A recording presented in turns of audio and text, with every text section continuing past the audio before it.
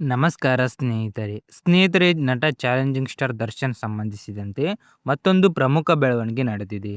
ದರ್ಶನ್ ಅವರ ಪತ್ನಿ ವಿಜಯಲಕ್ಷ್ಮಿ ದರ್ಶನ್ ಅವರು ಹೈಕೋರ್ಟ್ ಮೊರೆ ಹೋಗಿದ್ದಾರೆ ಎಂಬ ಮಾಹಿತಿ ಬಂದಿದೆ.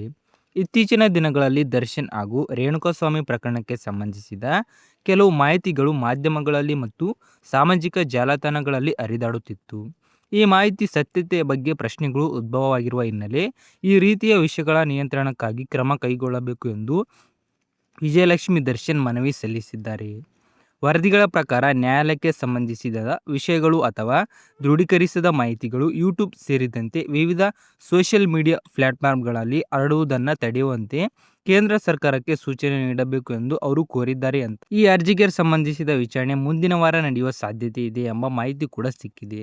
ಆದರೆ ವೀಕ್ಷಕರೇ, ಈ ವಿಚಾರದ ಬಗ್ಗೆ ನಿಮ್ಮ ಅಭಿಪ್ರಾಯ ಏನು? ಕಮೆಂಟ್ ಮೂಲಕ ತಿಳಿಸಿ. ವಿಡಿಯೋ ಇಷ್ಟವರೆ ಲೈಕ್ ಮಾಡಿ, ಹಾಗೆ ಇನ್ನಷ್ಟು ಇಂಥ ಅಪ್ಡೇಟ್ಗಾಗಿ ನಮ್ಮ ಚಾನೆಲ್ನ ಸಬ್ಸ್ಕ್ರೈಬ್ ಮಾಡಿ.